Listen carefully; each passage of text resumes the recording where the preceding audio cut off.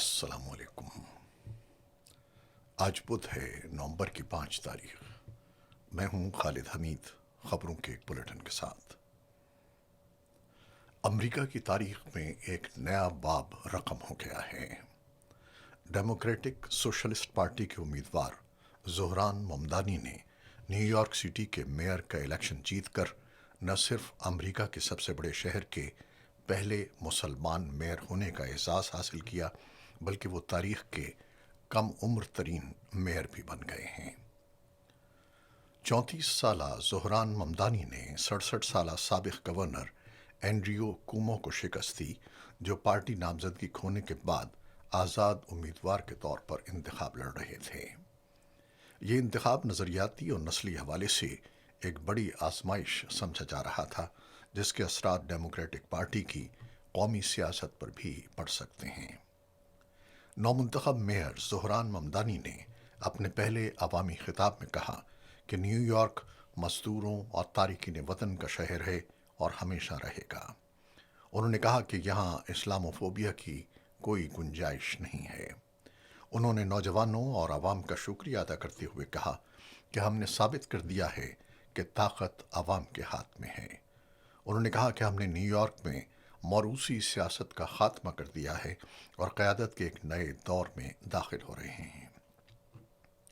زہران ممدانی 1 جنوری کو اپنے عہدے کا حلف اٹھائیں گے۔ ان کے انتخابی مشہور میں کرایوں کو منجمد کرنے، پبلک بس سروس مفت کرنے اور شہر کے زیر انتظام گروسری اسٹورز کے قیام جیسے عوام دوست وعدے شامل تھے، جنہوں نے انہیں ترقی پسند ووٹرز میں بے حد مقبول بنا دیا۔ صدر ڈونلڈ ٹرمپ اور ارب پتی صنعت کار ایلن مسک کی شدید مخالفت کے باوجود زہران ممدانی کی کامیابی امریکی سیاست میں ایک نئی تاریخ کے طور پر دیکھی جا رہی ہے۔ ریاستی انتخابات میں بھی ڈیموکریٹس کو نمایاں کامیابیاں حاصل ہوئی ہیں۔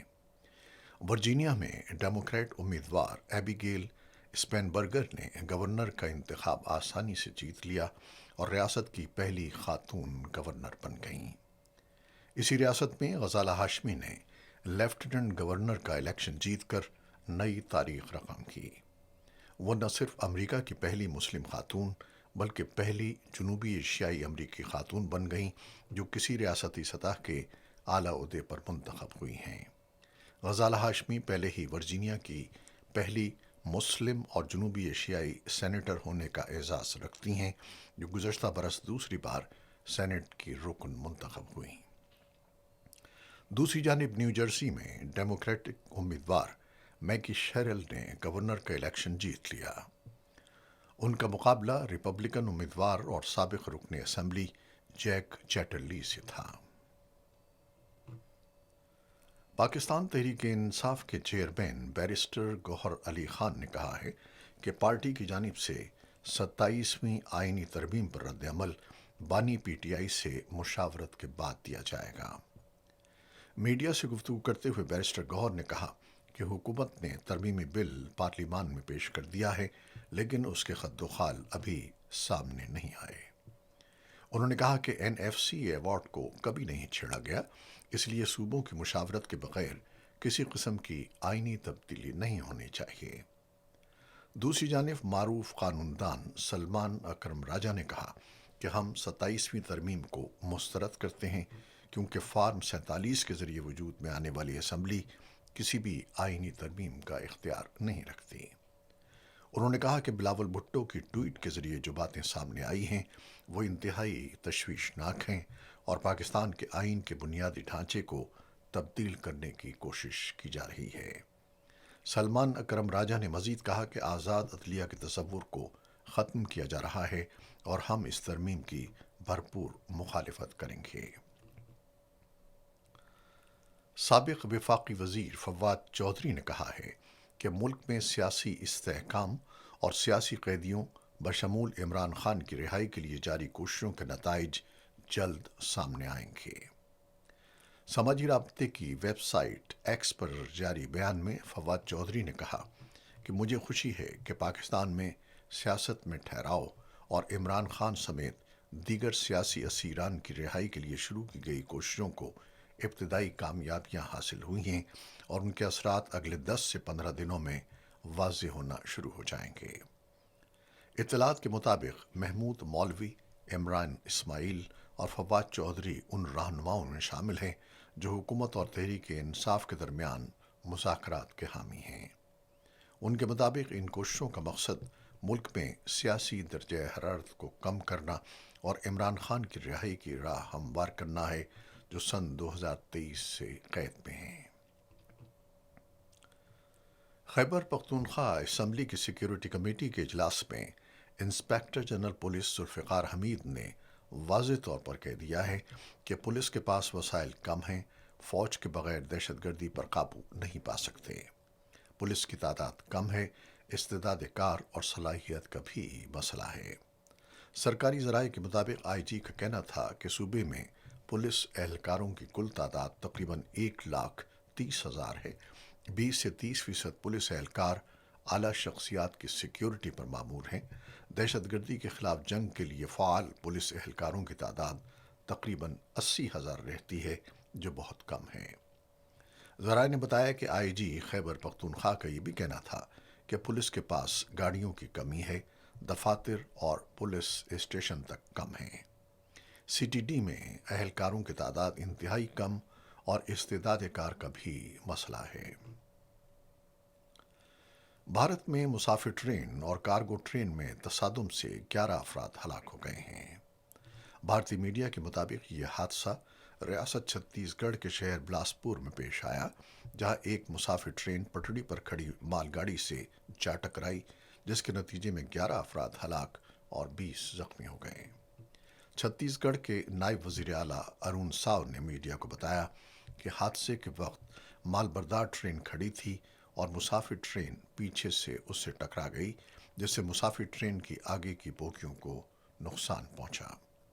بھارتی میڈیا کے مطابق ریلوے حکام نے روٹ پر متعدد مسافر اور ایکسپریس ٹرینوں کو معطل کر دیا، جبکہ تباہ شدہ ٹرین کو کرین سے ہٹا کر واقعے کی تحقیقات شروع کر دی گئیں۔ الجزیرہ کی رپورٹ کے مطابق اسرائیلی فوج نے جنوبی غزہ میں شدید گولہ باری کی ہے، جس کے نتیجے میں متعدد عمارتیں اور شہری تنصیبات ملبے کا ڈھیر بن گئی ہیں۔ فلسطینی خبر رساں ایجنسی وافا کے مطابق مقبوضہ مغربی کنارے میں اسرائیلی فورسز نے فلسطینیوں کے 2 زرعی مقامات کو مسمار کر دیا، جبکہ ایک پولٹری فارم کو تباہ کر کے ہزاروں مرغیاں ہلاک کر دی گئیں۔ مقامی حکام کے مطابق جنین کے مغرب میں ام الریحان گاؤں میں اسرائیلی فوج نے پولٹری فارم پر دھاوا بولتے ہوئے 7,000 مرغیوں کو بجلی کے جھٹکوں سے ہلاک کر دیا اور فارم کے 1,000 مربع میٹر رقبے پر مشتمل ڈھانچے کو زمیں بوس کر دیا۔ دوسری جانب حماس نے ایک اسرائیلی مغوی کی لاش برآمد کر کے اسرائیلی حکام کے حوالے کر دی ہے۔ اسرائیلی فوج نے لاش وصول کرنے کی تصدیق کی ہے، تاہم ابھی تک مقتول کی شناخت ظاہر نہیں کی گئی۔ اقوام متحدہ کے سیکرٹری جنرل اینٹونیو گتریس نے الجزیرہ سے گفتگو میں کہا کہ موجودہ جنگ بندی کے دوران اقوام متحدہ کو سامان کی ترسیل اور امدادی تقسیم میں پہلے سے زیادہ مشکلات کا سامنا ہے۔ آج رات سن 2025 کا سب سے بڑا اور روشن چاند آسمان پر نظر آ رہا ہے۔ ماہرین فلکیات کے مطابق 5 نومبر کا سپر مون پاکستانی کی وقت کے مطابق غروب آفتاب کے بعد طلوع ہو گیا ہے۔ اس موقع پر چاند زمین کے سب سے قریب ترین فاصلے پر ہوگا، جس کے باعث یہ اپنے معمول کے سائز سے 7.9% بڑا اور 16% زیادہ روشن دکھائی دے گا۔ ماہرین کے مطابق جب چاند زمین کے قریب ترین مقام پر پہنچتا ہے تو وہ معمول سے زیادہ بڑا اور روشن نظر آتا ہے اور اسی منظر کو سپر مون کہا جاتا ہے۔ اس سے قبل 7 اکتوبر کو بھی پاکستان سمیت دنیا بھر میں سن 2025 کے پہلے سپر مون کا نظارہ کیا گیا تھا۔ کرکٹ۔ پاکستان نے 3 ون ڈے میچز کی سیریز کے پہلے میچ میں جنوبی افریقہ کو دلچسپ مقابلے کے بعد 2 وکٹوں سے شکست دے کر سیریز میں 1-0 کی برتری حاصل کر لی۔ پاکستان نے جنوبی افریقہ کا 264 رنز کا ہدف आखिरी ओवर में 8 विकेटों के नुकसान पर हासिल कर लिया। फैसलाबाद में खेले गए मैच में पाकिस्तान ने जनूबी अफ्रीका के खिलाफ टॉस जीतकर फील्डिंग का फैसला किया। फैसलाबाद में 17 साल बाद इंटरनेशनल क्रिकेट की रौनकें बहाल हुई। जनूबी अफ्रीका की टीम पहली बैटिंग करते हुए 263 रन बनाकर आउट हो गई थी। पाकिस्तान की जानिब से नसीम शाह और अबरार अहमद ने 3-3 विकेटें हासिल की, जबकि साइम अयूब ने 2, शाहीन शाह अफरीदी और मोहम्मद नवाज ने 1-1 विकेट हासिल की। पाकिस्तान ने जनूबी अफ्रीका का 264 रन का हदफ 49.4 ओवर्स में 8 विकेटों के नुकसान पर पूरा कर लिया। सलमान अली आगा 62 और मोहम्मद रिजवान 55 रन बनाकर नुमाया रहे। ये थी वो खबरें जो यूट्यूब चैनल पर हमने आपके लिए पेश की हैं। आप हमारे चैनल को देखते हैं, शेयर करते हैं और अपने कमेंट्स में अपनी मोहब्बतों का इजहार करते हैं, जिसके लिए हम आपके बेहद मशकूर हैं। अपनी इन काविशों को जारी रखिएगा। खालिद हमीद को अब इजाज़त दीजिएगा। अल्लाह हाफिज़।